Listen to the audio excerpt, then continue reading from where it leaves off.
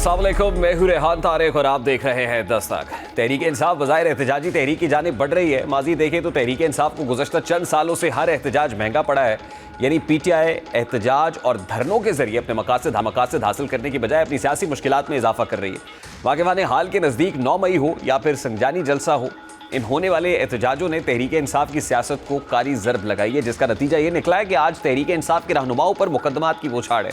और अब तहरीक इंसाफ ने स्ट्रीट पावर का भी आगाज़ कर दिया और वज़ीर आला KP के सुहेल आफरीदी ने हालिया दिनों में स्ट्रीट मूवमेंट का आगाज़ लाहौर में भी किया है। लेकिन वज़ीर आला KP के इस दौरे के दौरान पंजाब हुकूमत और तहरीक इंसाफ में महाजराई की कैफियत पाई गई। वज़ीर आला KP के सुहेल आफरीदी ने इल्ज़ाम आयद किया कि पंजाब हुकूमत ने उनका हर मुमकिन रास्ता रोकने की कोशिश की, जबकि पंजाब हुकूमत ने जवाबी इल्ज़ाम ये लगाया कि तहरीक इंसाफ स्ट्रीट मूवमेंट की आड़ में सियासी फ़ज़ा को कशीदा करना चाहती है। फिर सूरत हाल मज़ीद उस वक्त बिगड़ी जब सुहेल आफरीदी पंजाब असम्बली पहुंचे। पंजाब हुकूमत की बकौल तहरीक इंसाफ ने वहां माहौल को ख़राब करने की कोशिश की और वहां सहाफ़ियों और पार्टी रहनुमाओं के दरमियान तल्ख़ कलामी देखने को आई। और आज जब वज़ीर इत्तलात पंजाब अज़मा बुखारी पंजाब असम्बली पहुंची तो वहां सहाफ़ियों ने अपना एहतजाज रिकॉर्ड कराते हुए वॉकआउट किया, जिसके साथ उज़मा बुखारी ने भी सहाफ़ियों से यकजहती के लिए वॉकआउट किया। पंजाब असम्बली के क्या मनाज़िर और उज़मा बुखारी ने असम्बली में वॉकआउट से पहले क्या गुफ्तगू की, ज़रा सबसे पहले उसकी एक झलक आपके सामने रखता हूँ।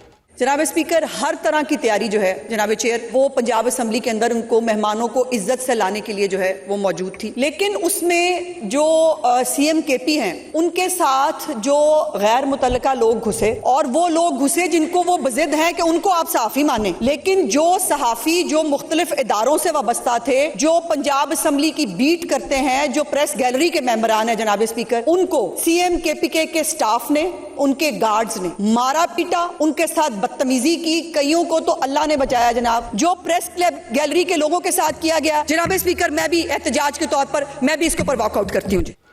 अब ऐसा लग रहा है कि जैसे सुहेल आफरीदी का पंजाब असम्बली आना तहरीक इंसाफ के लिए एक और मुश्किल खड़ी करने वाला है, क्योंकि अब पंजाब असम्बली में वज़ीर आला KP के सुहेल आफरीदी की आमद पर हुल्लड़बाजी पर तहकीकाती कमेटी की रिपोर्ट मंजर आम पर आई है। कमेटी ने अपनी रिपोर्ट में हुल्लड़बाजी में मुलव्वस अफराद के खिलाफ कानूनी कार्रवाई करने की तजवीज़ पेश की है। रिपोर्ट में मामले की तफ्तीश में कानून नाफिज करने वाले इदारों की मदद लेने की तजवीज़ भी पेश की गई है। रिपोर्ट के मुताबिक वज़ीर आला KP के सुहेल आफरीदी की आमद पर अपोजिशन ने साथ आने वाले मेहमानों की फहरिस्त सिर्फ नामों पर मुश्तमिल दी। नाकाफी लिस्ट के बायस शनाख्त में मुश्किलात पेश आईं। रिपोर्ट के मुताबिक मतीउल्लाह बरकी नामी शख्स ने झूठ बोलकर असम्बली में दाखिले की कोशिश की और कहा कि वो KPK के नवासी से MPA अशफाक हैं। रिपोर्ट में कहा गया कि सूबाई वज़ीर पख्तूनख्वा मीना खान इस बात की तस्दीक भी करते हैं कि मतीउल्लाह बरकी कोई MPA नहीं है। रिपोर्ट ये भी बताती है कि मतीउल्लाह बरकी को बाहर जाने का कहने पर उन्होंने असम्बली सिक्योरिटी के साथ हाथापाई की और गालम गलोच की। रिपोर्ट के मुताबिक अपोजिशन ने लिस्ट हवाले करते वक्त यकीन दहानी कराई कि शनाख्त के लिए 2 PTI अरकान गेट पर रहेंगे, लेकिन ऐसा ना हो सका। अपोजिशन अरकान की जानिब से दी गई लिस्ट में शनाख्ती कार्ड नंबर, तस्वीर, गाड़ियों के नंबर्स में से कुछ नहीं था, जिसके बाद शनाख्त में मुश्किलात पेश आईं। रिपोर्ट के मुताबिक असम्बली की सिक्योरिटी ने सबको तहम्मुल से शनाख्त की गुजारिश की, जिस पर काफिले ने गालिब गलोच और धक्कमपेल की। अब एक तरह से कमेटी की रिपोर्ट में सुहेल आफरीदी और दीगर रहनुमाओं के खिलाफ चार्जशीट तैयार की गई है।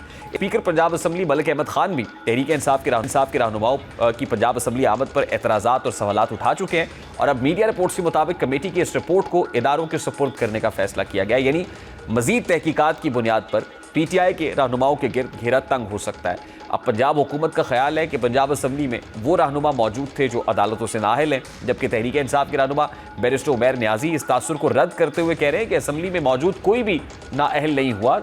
संजानी का केस जो है वो भी तेज़ रफ्तारी से चलने वाला कि मुझ समय तहरीक इंसाफ के बहुत से अरकान असम्बली नाअहल होने वाले हैं। अब तहरीक इंसाफ का ये दावा है कि उसके गिर्द इंतकामी कार्रवाइयों का शिकंजा तंग किया जा रहा है। दूसरी जानिब ये तासुर उभर रहा है कि जब भी तहरीक इंसाफ को एहतजाज करती है, धरना देती है, तो उसका मकसद कशीदगी को हवा देना होता है। और अब वज़ीर आला KPK की स्ट्रीट मूवमेंट को भी हुकूमती हल्के इसी पैराए में देख रहे हैं। सुहेल आफरीदी पर यह तनकीद हो रही है कि वो अपने सूबे के मसाइल पर तवज्जो देने की बजाय दूसरे सूबों में सियासी लड़ाई लड़ने में मसरूफ़ है और इसी वजह से अब सियासी हल्कों में ये चहमगोइयाँ हो रही हैं कि सुहेल आफरीदी ने सूबे में अपनी हुकूमत के लिए खतरे की घंटी बजा दी है। ज़ाहिर है गवर्नर राज की बाज़गश तो पहले ही सुनाई दे रही थी और अब एक ऐसे वक्त में जब सुहेल आफरीदी स्ट्रीट मूवमेंट चला रहे हैं, ऐसे में खदशात मजीद बढ़ रहे हैं और अब सुहेल आफरीदी ने कराची में स्ट्रीट मूवमेंट चलाने का भी ऐलान कर रखा है। सवाल यह है कि जब पंजाब में उनकी आमद पर भरपूर मज़ामत की गई तो क्या सिंध में भी पीपल्स पार्टी की हुकूमत की जानिब से उन्हें ऐसी ही मज़ामत का सामना करना पड़ेगा? प्रोग्राम के अगले हिस्से में चलेंगे तो पीपल्स पार्टी से ये जानने की कोशिश करेंगे। ताम अभी पाकिस्तान मुस्लिम लीग नून के राना एहसान अफजल साहब ने हमें ज्वाइन किया हुआ है। अस्सलाम वालेकुम राना एहसान अफजल साहब, बहुत बहुत शुक्रिया आपके वक्त के लिए।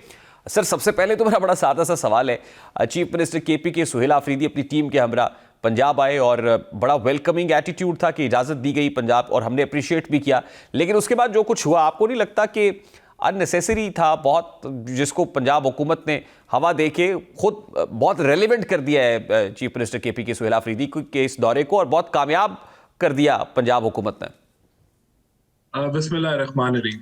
دیکھیں, کامیاب دورہ تو وہ دورہ ہوتا ہے جس کے نتیجے میں عوام کے لیے کوئی بہتری آئے, اور اگر یہی دورہ چیف منسٹر کے پی کے لگاتے پنجاب کے ہم کولیبریٹ کریں دونوں صوبے ہیلتھ کے اوپر, ایجوکیشن کے اوپر, law and order, safe cities کے اوپر یا دیگر معاملات کے اوپر, تو اس کی نوعیت کچھ اور ہوتی ہے اور نتائج بھی کچھ اور ہوتے ہیں, اور پبلک بھی اس کو کسی اور طریقے سے پرسیو کرتی, کیونکہ یہ دورہ لگایا ہی اس لیے گیا تھا کہ کوئی تصادم ہو, کوئی پولرائزیشن کا ماحول بنے, تو آبویسلی اسی طرح کے نتائج جو ہے اس پہ پروپیگنڈا پی ٹی آئی یا ان کے چیف منسٹر کر رہے ہیں, اور یہی تماشا لے کے وہ سندھ بھی جا رہے ہیں. دیکھیں, یہ کام نہیں ہے چیف منسٹر کے پی کے کا کہ وہ دوسرے صوبوں میں جا کے چیف منسٹر جو ہے کوئی ایسے اقدام لے جو کہ اس حکومت کے خلاف ہوں, یا سڑکیں بند کرنے کے حوالے سے ہوں, یا ایسی تیاری کے حوالے سے ہو جو احتجاجی تیاری ہو. یہ کام پارٹی کے ورکرز کا ہو سکتا ہے, پارٹی کے لیڈرز کا ہو سکتا ہے, لیکن چیف منسٹر کی کرسی کو یہ زیب نہیں دیتا. رانا صاحب, what other options they are left with؟ دیکھیے نا, اس وقت پریکٹیکلی تو پی ٹی آئی کے پی کے اندر ہی ایگزسٹ کرتی ہے. پنجاب میں جو رہنما ہے وہ اسیر ہیں, کارکنان گرفتار ہیں آلریڈی, تو ظاہر ہے what options are they left with؟ وہ تو پھر کے پی کے جب بانی پی ٹی آئی نے کہا کہ آپ اسٹریٹ موومنٹ چلائیں, تو چیف منسٹر کے پی کے تو اپنی وہ آفیشیل رسپانسبلٹی نبھا رہے ہیں کہ انہوں نے ان کو جانا ہے اور پھر موبیلائز کرنا ہے پنجاب کے اندر بھی, اور وہ سندھ جانے والے ہیں, تو ان کے پاس اور آپشن کیا ہے سر؟ دیکھیں, جب چیف منسٹر کا عہدہ جو ہے وہ سیاسی تحریکیں دوسرے صوبوں میں خود جا کے چلانا شروع کر دے, تو یہ بہت بڑا ایک کرائسس آپ کی طرف بڑھ رہے ہوتے ہیں, کیونکہ چیف منسٹر کا عہدہ آپ کو اس چیز کی اجازت نہیں دیتا. اس کی ذمہ داری تو اپنے صوبے کی سروس ڈلیوری تک ہے, یا وفاق کے ساتھ اپنے صوبے کی عوام کے لیے بہتری لانا ہے. اس کی ڈیوٹی یہ نہیں ہے کہ وہ ایک پارٹی ورکر بن کے تحریکیں چلائے یا پارٹی کو لیڈ کرے, اور جب وہ یہ کرتا ہے تو پھر وہ ایک کانفلکٹ کریٹ کرتا ہے نا, جو وہ کرنے کی کوشش کر رہے ہیں, جس کو ہمارا کام ہے کہ ہم ایکسپوز کریں, کہ بتائیں کہ یہ رول جو وہ ادا کر رہا ہے یہ خطرناک ہے, یہ غلط ہے, یہ چیف منسٹر کو زیب نہیں دیتا, اور وہ اس سیٹ کو جو ہے وہ خراب کر رہا ہے, اس کو ٹارنش کر رہا ہے. تو میں سمجھتا ہوں کہ یہ ایک غلط اقدام ہے, اور اس کو اگر وہ مزید آگے صوبوں میں لے کے جاتے ہیں تو یہ مزید غلط اقدام ہوگا. سر ماضی میں, رانا صاحب correct me if I am wrong, کیا ماضی میں کبھی کوئی چیف منسٹر کسی دوسرے صوبے میں نہیں گیا اپنی پولیٹیکل ایکٹیویٹی کے لیے؟ دیکھیں, اصولی طور پہ میری نالج میں تو نہیں ہے کہ اگر گیا بھی ہے پولیٹیکل ایکٹیویٹی کرنے کے لیے اس صوبے میں کوئی تصادم کا ماحول بنانے کے لیے, تو غلط ہوگا. اگر ہمارا بھی کوئی گیا ہے تو میں اس کو سپورٹ نہیں کروں گا آج بیٹھ کے, اگر پہلے ایسے ہوا ہے. کیونکہ دیکھیں, بات بڑی سمپل ہے, آپ اپنی جو ہے پارٹی لیڈرشپ اس کو لے کے چلے, پارٹی کے عہدے داران لے کے چلے, تو وہ اور بات ہے. لیکن اگر چیف منسٹر جو ہے ایک تصادم کی صورتحال بنا دے دو صوبوں کے درمیان میں اپنی حرکات کی وجہ سے, تو یہ تو اٹ از ناٹ, یہ کوئی پازیٹیو عمل نہیں ہے. اور آپ دیکھیں, ہم نے تو فلی فیسیلیٹیٹ کیا, اور جب ہائی لیول ایسے وزٹ ہوتے ہیں, پرائم منسٹر کے آفس کے اندر کوئی لوگ آتے ہیں یا چیف منسٹر کہیں موومنٹ کرتا ہے, تو وہ بڑی ایک سیکیورٹی کنسرن ہوتا ہے. اس کے اندر اگر آپ ایسے لوگوں کو لے آئیں جن کا پہلے آپ نے انڈیکیٹ ہی نہ کیا ہو کہ وہ لوگ آ رہے ہیں, اور ان کی بھی آئی ڈی کے اوپر مسائل ہوں, اور وہ اپنے آپ کو کسی اور کی کو پوز کرتے ہوئے انٹر کر رہے ہوں, تو یہ ساری چیزیں پھر ایشو بناتی ہے, جو کہ میں بچکانہ حرکتیں, یہ بچوں والی حرکتیں ہیں جو وہ چیف منسٹر کر رہے ہیں, اور وہ اپنی سیٹ کا جو ایک کہہ لیں کہ جو اس کا ایک سمبولک اس کا ایک پوری ایک ریسپیکٹ ہے, اس کو تباہ کر رہے ہیں. اچھا, میں کامیاب جب کہہ رہا تھا تو ان ٹرمز آف ہائپ کہہ رہا تھا, جو ہائپ ان کے دورے کو ملی ہے ڈیجیٹل میڈیا کے اوپر بھی is very much relevant now. Mainstream media پہ بھی ڈسکشنز تو ہو رہی ہیں, اور پھر یہ ڈسکشن ہرگز نہ ہوتی اگر یہ تصادم کسی فضا نہ پیدا ہوتی اسمبلی کے اندر اور اسمبلی کے باہر. میں اس حوالے سے کہہ رہا ہوں کہ وہ جو کرنا چاہ رہے تھے وہ ہائپ تو مل گئی ان کو. نہیں دیکھیں، ان کا مقصد تماشا لگانا ہے، اور اگر وہ نہ بھی لگے تو انہوں نے لگانا ہے. تو اس کے علاوہ تو ان کے پاس یہ، اس کو ڈرٹی پالیٹکس کہتے ہیں نا. تو اگر ہم جتنی بھی کوشش کرتے ہیں ان کو فیسیلیٹیٹ کرنے کی، چیزوں کو جو ہم نے کی، تو انہوں نے تو یہی کچھ کرنا تھا نا. اب وہ اگر لبرٹی کے اوپر وہ جو ہے، نہ کوئی پی ٹی آئی کے ورکر آئے، لیکن وہاں اگر جا کے انہوں نے کوئی تقریر کرنی تھی یا وہاں جا کے کوئی انہوں نے خطاب کرنا تھا، تو نہ یہ ایجنڈے پہ تھا، نہ یہ اسکیڈول پہ تھا، نہ اس کی سیکیورٹی کلیئرنس ہوئی تھی. تو یہ تو بچوں والی حرکتیں اگر آپ جا کے کریں گے، اور آپ بڑے خوش ہوں گے کہ دیکھو جی ہماری سوشل میڈیا پہ کوئی واہ واہ ہو گئی یا لوگ ہمیں رسپونڈ کر رہے ہیں، تو آئی ایم سوری ٹو سے یہ پالیٹکس جو ہے، it's not going to get them anywhere. اس کے کوئی نتائج نہیں. راجا صاحب، بٹ ڈونٹ یو تھنک کہ حکومت بھی تو محض پالیٹکس ہی کر رہی ہے؟ ہم نے گورنر راج کی بہت ساری باتیں سنی. ہم نے جب کہا گیا کہ سیکیورٹی تھریٹ ہے یہ، تو ان کو بین کر دیا جائے گا، P T I will be نو مور، تو نہ تو کوئی بین جیسا ایکشن ہم نے دیکھا حکومت کی طرف سے، نہ کوئی گورنر راج، اور یہ سب گیدڑ بھپکیاں نہیں ہے حکومت کی طرف سے. پہلی بات تو یہ پی ٹی آئی کے پاس تو ابھی تو ایز اے لیگل اینٹی وہ ایگزسٹ ہی نہیں کرتی، کیونکہ ان کو نہ سمبل الاٹ ہوا ہے، اور وہ بھی اپنی ان کی جو ہے وہ دیر کی وجہ سے کہ وہ ای سی پی کی شرائط کے مطابق ان کو پورا نہیں کر پا رہے. تو بین تو تب ہوگی پارٹی اگر وہ ایگزسٹ کرتی ہوگی. ابھی تو وہ ایز اے وہ پارٹی ایگزسٹ ہی نہیں کرتی ای سی پی کے اندر. دیکھیں، دوسری بات یہ ہے کہ ہم نے بالکل گورنر راج کی بات کی، لیکن ہم نے یہ بھی بات کی کہ ہم یہ نہیں چاہتے کہ گورنر راج لگے. ہم یہ نہیں چاہتے کہ کانفلکٹ ہو وفاق کا صوبے کے ساتھ. ہم تو چاہتے ہیں کہ آپ اپنے نیشنل ایکشن پلان کے مطابق اپنی ذمہ داریاں پوری کریں اور اس پہ سیاست نہ کریں. تو بالکل یہ کوئی پریفرنس نہیں ہے ہماری کہ وہاں گورنر راج لگے، لیکن the ball is in PTI's court، یا the ball is in the CM KPK's court کہ وہ کیسے اپنی اس ایک دیکھیں اتنی بڑی ذمہ داری ان کے کاندھوں پہ آئی ہے. he is a young man، کہ وہ اس کا تماشا لگاتے ہیں اور وہ ایک منفی پالیٹکس کرتے ہیں، یا پھر اس کو وہ سروس ڈیلیوری کے لیے استعمال کرتے ہیں جہاں وہ کوئی کے پی کے کی عوام کا بھلا کرے. تو the ball is in their court. دیکھیے، آئیڈیلی تو پرائم منسٹر صاحب کا جو سٹیٹمنٹ تھا کیبنٹ سے خطاب کرتے ہوئے، کہ جس میں وہ جائز مطالبات پر مذاکرات کا عندیہ دے رہے تھے، اب آئیڈیلی تو یہ نظر آتا ہے، لیکن پریکٹیکلی معاملات بڑے مختلف لگتے ہیں. جو کچھ ہوا اب اس سے تو لگتا نہیں ہے کہ حکومت کا مزاج ہے کہ حکومت پی ٹی آئی سے انگیج کرے. حکومت بھی تو انگیج نہیں کرنا چاہتی. نہیں دیکھیں، اب آپ کو جو اسپیکر ہیں انہوں نے تو وینیو بھی بتا دیا کہ میرا دفتر جو ہے، آپ آئیں ادھر اور آپ بات چیت شروعات کریں، تو میں آپ کی I will be the connection point between the government اور اپوزیشن. تو اب تو دیکھیں، اب تو رستہ بھی دکھا دیا نا. اور بات یہ ہے کہ پرابلم کیا ہے. پرابلم یہ ہے کہ ایک طرف تو آپ کہتے ہیں کہ ہم نے جو مذاکرات کی ٹوپی ہے وہ ہم نے اچکزئی صاحب کو پہنا دی، اور جو تحریک تحفظ آئین پاکستان ہے وہ کیا ہے؟ وہ پی ٹی آئی ہے، اور اس کے اندر چند 1 سیٹر لوگ ہیں جن کے پاس 1 سیٹ ہے، اور کچھ ایسے لوگ ہیں جن کے پاس کوئی پارلیمنٹ میں کوئی پریزنس بھی نہیں ہے. تو اگر تحریک تحفظ آئین پاکستان ایک بات کرے گی اور پی ٹی آئی جو ہے وہ بالکل اس کے برعکس بات کرے گی، تو یہی تو وہ بلیک میلنگ ہے جس کی پرائم منسٹر نے کہا تھا کہ بلیک میلنگ کی ہم اجازت نہیں دیں گے. تو ایک طرف پہلے آپ اپنی کلیئرٹی تو لے آئیں، آپ کیا چاہتے ہیں. آپ ایک طرف جو ہے وہ ایک ناکام تحریک کی کاوشیں کر رہے ہیں، آپ لاہور میں آ کے بھی ناکام ہوئے، اب آپ کراچی جا کے بھی ناکام ہوں گے، اور دوسری طرف آپ کہہ رہے ہیں کہ ہم نے جو ٹوپی ہے بات چیت کی وہ ہم نے اچکزئی صاحب کو پہنا دی ہے، جو وہ کہہ رہے ہیں وہ درست ہے.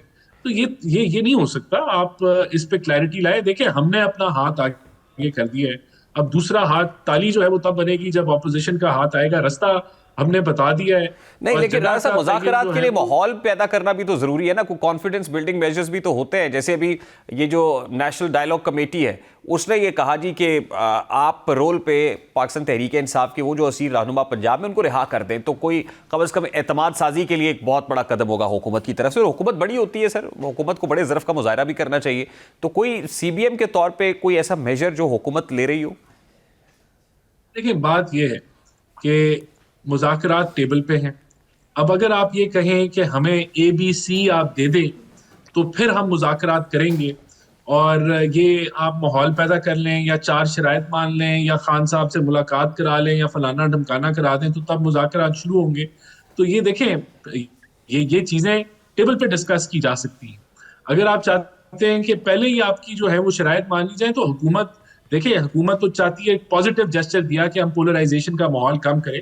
ہماری کوئی مجبوری نہیں ہے یا ہمیں کوئی ڈیسپریشن نہیں ہے, ہماری کوشش ہے کہ ماحول بہتر کیا جائے. لیکن اگر آپ بلیک میل کرنا شروع کر دیں گے, آپ شرائط جو ہے وہ کہیں گے پری ریکویزٹس, پہلے آپ پری ریکویزٹس پہ اگر نیگوسیشن شروع کر دیں گے تو پھر تو آپ جو ہے وہ problem is not with us, problem پھر اس طرف ہے.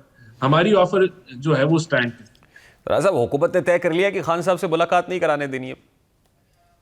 دیکھیں یہ طے جو ہے وہ حکومت نے نہیں کیا, یہ طے بھی پی ٹی آئی نے کیا ہے کہ جو 900 ملاقاتیں ہم نے کرائی ہیں اور ان ملاقاتوں کے اندر اگر انہوں نے فتوے جاری کیے ہیں کہ میر جعفر اور میر صادق کون ہوگا, اور ان ملاقاتوں کے اندر اگر خان صاحب نے جو ہے وہ گالیاں نکالی ہیں یا اداروں کو کے خلاف جو ہے وہ باتیں کی ہیں, تو اس چیز کی اجازت تو قانون نہیں دیتا کہ ایک بندہ جس کو کرپشن کی سزا ہوئی ہو وہ ڈائریکشن دے کہ جو ہے وہ سڑکیں بند کر دیں, آپ تحریکیں چلائیں, وہ ڈائریکشن دے کہ اداروں کے خلاف وہ غلط پروپیگنڈا کرے, وہ پولرائزیشن کے ماحول میں جو ہے وہ اضافہ کرے. تو یہ تو قانونی طور پہ آپ کو اس کی اجازت نہیں ہے. تو یہ ایک رستہ ہے کہ مذاکرات آپ شروع کریں اور اس کے اندر آپ خان صاحب کی ملاقات کے مدعے کو لے کے آئیں. اور ہو سکتا ہے کہ اگر آپ ہمیں کوئی ایسی گارنٹیز دیں کہ جس کے اندر اس چیز کی ریپیٹیشن نہ ہو تو آپ کی ملاقاتیں جس طرح 900 ہوئی, ہو سکتا ہے پھر 1800 ہو جائے, 2026 کے اندر وہ ملاقاتوں کا نمبر 1800 پہ چلا جائے. کوئی ایسی بات نہیں.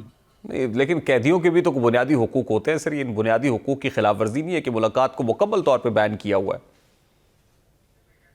دیکھیں یہ میں پریزن رولز کی بات کر رہا ہوں نا, پریزن رولز کے مطابق ان کو رکھا جا رہا ہے, ان رولز کو بالکل امپلیمنٹ کیا جا رہا ہے.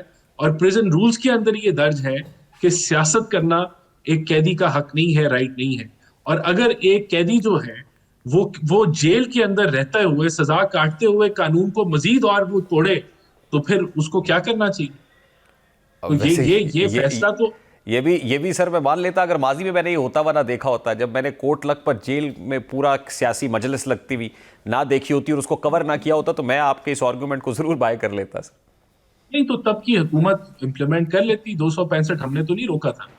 تو یہ تو دیکھیں قانون امپلیمنٹ کرنا تو حکومت وقت کا کام ہے. اگر پہلے نہیں ہوا تھا یا پہلے ہوا تھا, یہ ایک ایسی ایک مثال نہیں ہے کہ اگر ہم نے بھی تو 900 ملاقاتیں کرائی نا اور اس کے نتیجے میں کیا ہوا, تو ہم نے بھی کھلی چھوٹ دی, بلکہ زیادہ دی نمبر پہ اگر آپ دیکھیں گے. لیکن اب اگر آپ ان کو مس یوز کرنا شروع کر دیں اور اس کی انٹینسٹی آپ بڑھانا شروع کر دیں تو ڈیفینیٹلی پھر حکومت جو ہے وہ اپنی ریٹ قائم کرے گی. اگر پہلے ملاقاتیں ہوئی تھی تو اس طرح کی ٹویٹس تو نہیں آتی تھی نا, پہلے 9 مئی تو نہیں ہوا تھا اور اس کے اوپر آپ میر جعفر میر صادق کے فتوے تو نہیں آپ جاری کر رہے تھے, تو غداری کے فتوے لگا رہے ہیں آپ. تو یہ اگر جو ہے یہ جو ماحول ہے اس کو آپ پہلے سے اگر کمپیئر کریں تو 900 ملاقاتیں تو ہم نے بھی کرنے دی ہیں, لیکن حد ہوتی ہے ہر چیز کی, اس کو ہم اپنی ریٹ کو قائم کر. رانا صاحب I have to take a very quick short break here. Sir بہت بہت شکریہ آپ کے وقت کے لیے. رانا اسحاق افضل صاحب پاکستان مسلم لیگ نون کے مرکزی رہنما ہمارے ساتھ موجود تھے. ایک بریک لیتے ہیں, بریک کے بعد آپ کے ساتھ ہیں.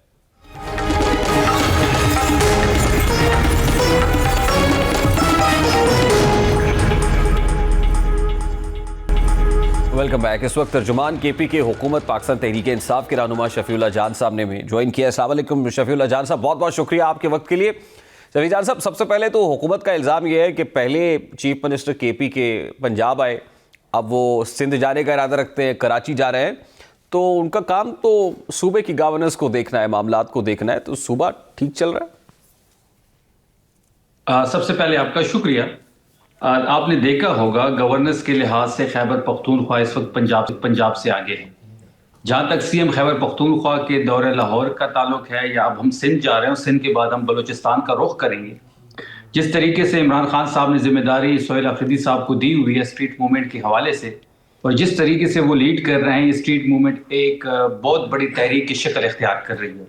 جہاں تک گورننس کی بات ہے تو انٹرنیشنل ٹرانسپیرنسی کی رپورٹ آپ کے سامنے ہے, اس میں بڑا واضح لکھا گیا ہے کہ تمام تر سب سے زیادہ کرپٹ ادارہ جو ہے وہ پنجاب پولیس ہے. سب سے زیادہ کرپشن سندھ میں ہو رہی ہے 46%, 39% پنجاب میں ہو رہی ہے, اور خیبر پختونخوا کا آخری نمبر ہے. ہماری گورننس تھی تو ہم تیسری بار حکومت میں ہیں, اگر ہماری گورننس نہ ہوتی تو ہم تیسری بار حکومت میں نہ ہوتے.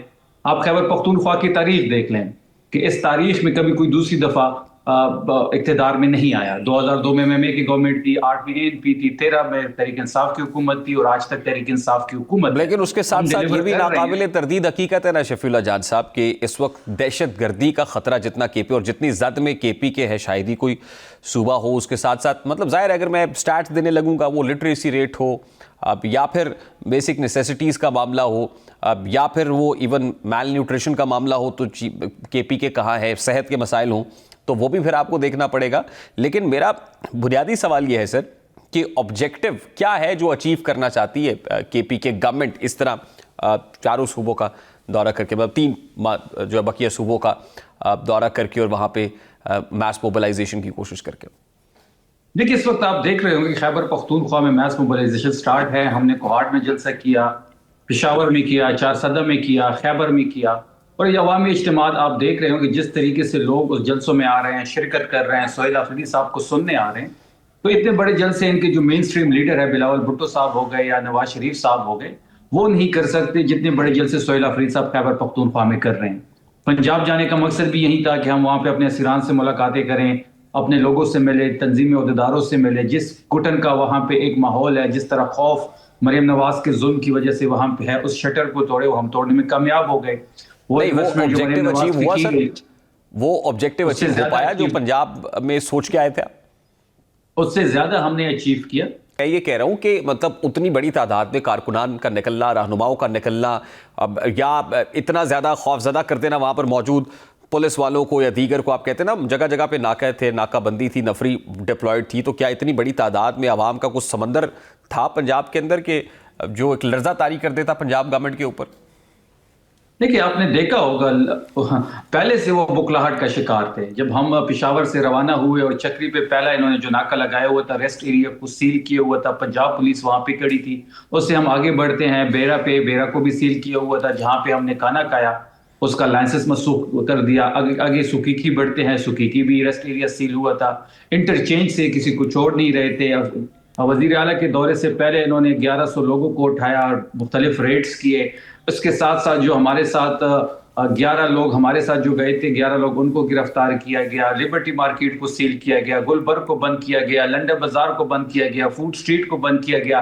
جہاں جہاں ہم موومنٹ کرتے تھے اور سائٹس پہ کرفیو لگ جاتا تھا, بتیاں بجھائی جاتی تھی اور لوگوں کو نہیں چھوڑا جاتا تھا. اور پھر آپ نے یہ بھی دیکھا ہوگا کہ جس طریقے سے جو مین ہینڈلنگ ہوئی پنجاب اسمبلی میں, جس طریقے سے انہوں نے سو کالڈ صحافیوں کو اندر جانے دیا. پنجاب کی راہداریوں میں کبھی بھی صحافیوں کو اجازت نہیں ہوتی. اس پہ تو پنجاب گورنمنٹ نے ایک تحقیقاتی رپورٹ بنائی اور وہ کہتے ہیں اداروں کے سپرد کریں گے کہ کس انداز میں وہاں پر جو لسٹیں تھی وہ مناسب نہیں دی گئی, ٹیمپر ہوئی, اور پھر وہاں پہ جو لوگ گئے انہوں نے بھی جھوٹ بولا. تو ایک رپورٹ پنجاب حکومت نے بھی تیار کی ہوئی ہے.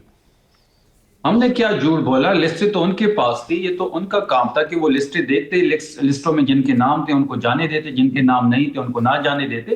یہ ایک پری پلان تھا. یہ عظمی بخاری کی سربراہی میں یہ سب کچھ ہوا. مریم نواز کو تسکین دینے کے لیے ساری چیزیں ہوئی. جس طریقے سے مین ہینڈلنگ وہاں پہ ہوئی, آپ کو میں یہ بتاتا چلوں, میں سی ایم خیبر پختونخوا کے ساتھ پورے دورے پہ رہا. اور جب ہم پنجاب اسمبلی پہنچتے ہیں تو پنجاب اسمبلی سے 500 میٹر دور ہماری گاڑیاں کھڑی کی جاتی ہیں. صرف سی ایم صاحب کی گاڑی کو جانے کی اجازت دیتے ہیں اور وہاں سے چیکنگ کرتے ہیں. اس کے بعد ایک اور مین گیٹ ان کا آتا ہے, وہاں پہ چیکنگ تھی. اس کے بعد اسمبلی کا گیٹ آتا ہے, اس پہ چیکنگ تھی. جب اتنے سارے ہرڈلز تھے تو لوگ ان سے کیسے گزرے, لوگ کیسے اندر پہنچ گئے؟ تو یہ ان کا پری پلان تھا. انہوں نے خود لوگوں کو اندر جانے دیا, کیونکہ جب سی ایم صاحب موومنٹ کرتے ہیں تو ان کے ساتھ ورکرز ہوتے ہیں, عہدیدار ہوتے ہیں, پارلیمنٹیرینز ہوتے ہیں. یہ سب کچھ جو آپ کے سامنے جو ویژولز ہے, تو یہ اس لیے کی گئی تاکہ ہمیں بدنام کیا جائے. ان چیزوں کا ادراک تھا. ہم نے پھر بھی بڑے طریقے سے چیزوں کو ہینڈل کیا, اور جو ہمارے مقاصد تھے وہ ہم نے حاصل کیے. آج بھی لاہور میں کی فضا پہ عمران خان صاحب کا راج ہے. آج بھی وہاں پہ ان کو سہیل آفریدی کا خوف ہے. تو شفیع اللہ جان صاحب, بڑا سادہ سا سوال ہے, وہ جو اسیر رہنما تھے کیا وہ آزاد ہو گئے؟ کیا بانی پی ٹی آئی کی ریلیز کے لیے معاملات مثبت سمت میں آگے بڑھے ہیں؟ کیا حکومت گھٹنے ٹیکنے پہ مجبور ہو گئی کہ ہمیں تو اب پاکستان تحریک انصاف کے ساتھ بیٹھنا ہے, اس کے علاوہ اور کوئی چارہ نہیں ہے؟ کیا ان میں سے کوئی چیز اچیو ہو پائی؟ دیکھیں, یہ آپ کو بھی پتہ ہے کہ جس طریقے سے لاہور میں ایک گھٹن کا ماحول تھا, ایک 80 سالہ خاتون مجھے لبرٹی چوک پہ ملتی ہے اور وہ اپنے پرس سے پاکستان تحریک انصاف کا جھنڈا نکالتی ہے اور مجھے کہتی ہے کہ بیٹا یہاں پہ ہم پاکستان تحریک انصاف کا جھنڈا نہیں نکال سکتے, آپ کے آنے سے یہ ممکن ہوا. اور اس چوک پہ وہ خاتون جس کی عمر 80 سال ہوگی وہ عمران خان زندہ باد کے نعرے لگاتی ہے. جس طریقے سے لوگوں نے ہمیں ویلکم کیا, جس طریقے سے سہیل آفریدی پنجاب کے لوگوں کے دلوں پہ راج کر رہا ہے, اور مجھے یوں لگ رہا ہے کہ اب جب ہم نیکسٹ ٹائم جائیں گے, کیونکہ یہ تو ٹریلر تھا, ہم پکچر تو پوری دکھائیں گے ان کو, تو مجھے لگتا ہے کہ نیکسٹ ٹائم جانے سے لوگ یہ سمجھ بیٹھیں گے کہ وہاں کا وزیر اعلیٰ سہیل آفریدی ہے. لیکن اس طریقے سے تو شفیع اللہ جان صاحب تصادم بڑھے گا, اس طریقے سے تو بے چینی اور بڑھے گی. یہ تو اس سے تو ظاہر ہے کوئی ماحول تو نہیں بڑھے گا جس سے ڈائیلاگ ہو سکے, کوئی مذاکرات ہو سکے, بات چیت ہو سکے. تو کیا پھر پلان کیا ہے, پالیسی کیا ہے, کہ کیا پاکستان تحریک انصاف کو مزاحمتی کرنی اور اب مزاحمتی سیاست کی روش اختیار کریں گے؟ نہیں, یہ کویشچن آپ کو دوسرے اینگل سے دیکھنا ہے. آپ یہ کویشچن ان گورنمنٹ کے پاس چھوڑ کے جائے کہ تحریک انصاف کو وہاں پہ پولیٹیکل سپیس کیوں نہیں ملتی, وہاں پہ پاکستان تحریک انصاف کا جھنڈا کیوں نہیں لہرایا جا سکتا, وہاں پہ عمران خان صاحب کے 2 لوگ چوک پہ کیوں جمع نہیں ہو سکتے, وہاں پہ پاکستان تحریک انصاف کا پوسٹر پکڑ کے کسی چوراہے پہ 10 لوگ جمع کیوں نہیں ہو سکتے, وہاں پہ پاکستان تحریک انصاف کے وزیر اعلیٰ آنے سے پہلے ریڈز کیوں ہوئی, وہاں پہ لبرٹی چوک کو کیوں بلاک کیا گیا, وہاں پہ گلبرگ کو کیوں بند کیا گیا, now you have decided کہ آپ نے مزاحمت کرنی, 80 FIRs کیوں دیے گئے, وہاں فورٹ اسٹریٹ کو کیوں بند کیا گیا. تو یہی خوف ہے جو ان کو کہے جا رہی ہے, کیونکہ جب آپ حلال کا ووٹ لیتے ہیں, فارم 45 کے آپ وزیر اعلیٰ ہوتے ہیں, ایم پی اے ہوتے ہیں, ایم این اے ہوتے ہیں, تو آپ عوام میں جا سکتے ہیں, عوام کو فیس کر سکتے ہیں, عوام سے انٹریکٹ کر سکتے ہیں. یہ تو پروٹوکول میں بھی اپنے شہر لاہور میں نہیں نکل سکتے. تو شفیع اللہ جان صاحب, ناؤ یو ہیو ڈیسائیڈڈ کہ آپ نے مزاحمت ہی کرنی ہے, اور مزاحمت سے ہی راستہ نکلے گا, مزاحمت سے ہی مفاہمت کا راستہ نکلے گا, اور مزاحمت ہی واحد راستہ ہمارے پاس. یہ کلیہ بھی کوئی مریم نواز صاحبہ والا ہے, مزاحمت ہوگی تو مفاہمت ہوگی, یعنی اسی کلیہ پہ عمل پیرا ہے؟ وہ کلیہ نہیں ہے, ہم اس کو نہ فالو کرنا چاہتے ہیں. وہ تو ووٹ کو عزت دینے سے بات شروع ہوئی تھی, اور اس وقت بالکل کمپلیٹلی لیٹے ہوئے ہیں.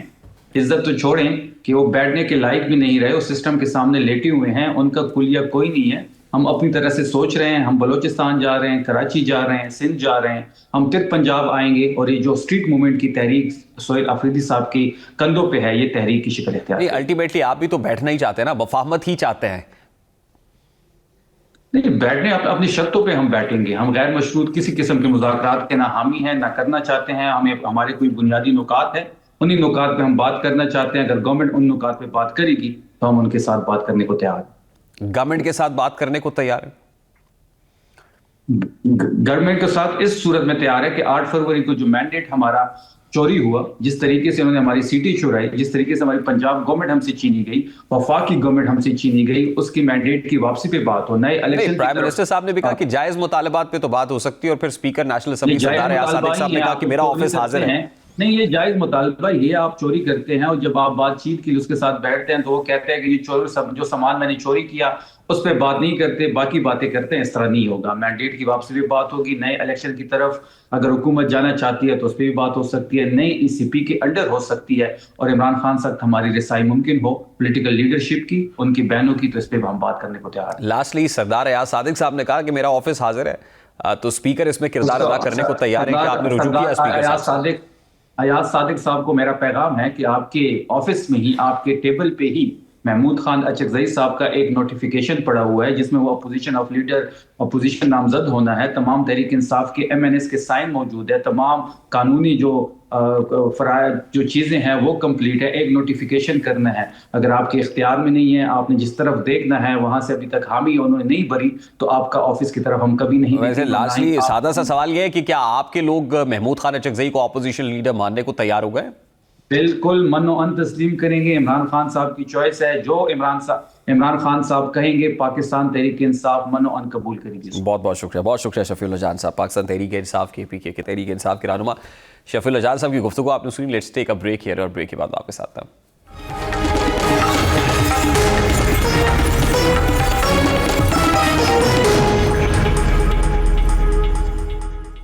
معروف یوٹیوبر رجب بٹ آئے روز کسی نہ کسی تنازع میں گھرے رہتے ہیں. گزشتہ روز کراچی سٹی کورٹ میں وکلا اور ان کے درمیان بدنظمی کا واقعہ پیش آیا, جس کے اثرات اب شدت اختیار کرتے دکھائی دے رہے ہیں.